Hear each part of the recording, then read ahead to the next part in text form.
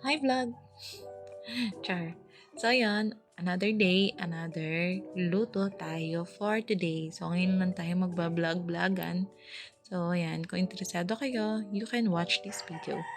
So magpapainit lang tayo ng kawali. So sa kawali, maglalagay tayo ng konting-konting mantika. As in, konti lang. Kasi after nyan, idadagdag naman natin yung butter. So yan, konting butter lang din yung nilagay ko. And then, yan, tutunawin lang natin yung butter sa kawali. Huwag niyo ako gagayahin kasi sobrang lakas na apoy ko. Kaya yan, medyo nasunog. So, yan. Pag tunaw na yung butter, ilagay na natin yung garlic. So, yan. Halo-halo. Mekos-mekos mo na yan in sa jar. Then, after mixing ng bawang, medyo pumula na, ilagay na natin ng sibuyas at luya. So, nilagyan ko siya niyan kasi gusto kong matanggal yung lansa ng ating crabs at tahong. Yan. Then, maglagay tayo ng konting oyster sauce. Yung sachet na yan, kalahati lang dyan yung ginamit ko. So, ayan. After maglagay ng oyster sauce, halu-haluin lang muna natin yan. And after natin ma-dissolve yung oyster sauce na mahalo siya sa butter, ay lalagyan din naman natin siya ng konting ketchup.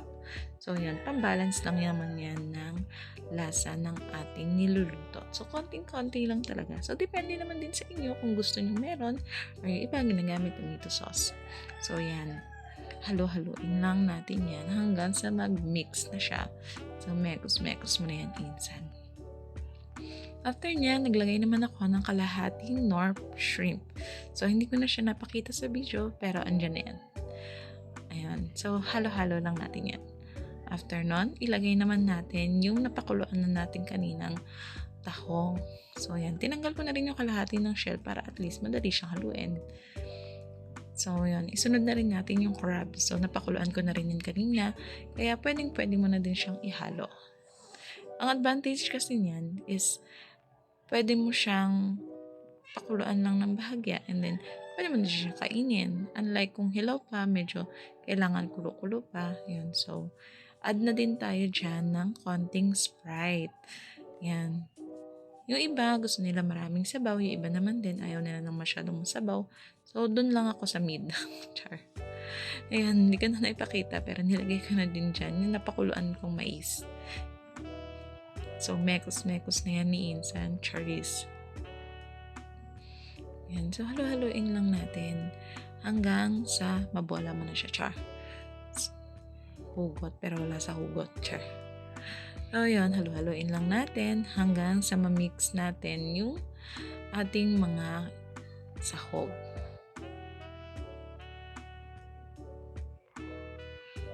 Ni-steam ko, natakpan ko na din yan kanina kaya bubuksan na lang natin ulit ngayon. And then, dyan na tayo maglalagay ng mga seasoning like asin. So, konti lang din yung nilagay ko. Kasi habang pinakuluan ko yung ganyan, nilagyan ko na rin ng asin. So, add na rin tayo ng konting magic sarap para may magic ang ating pagkain, char.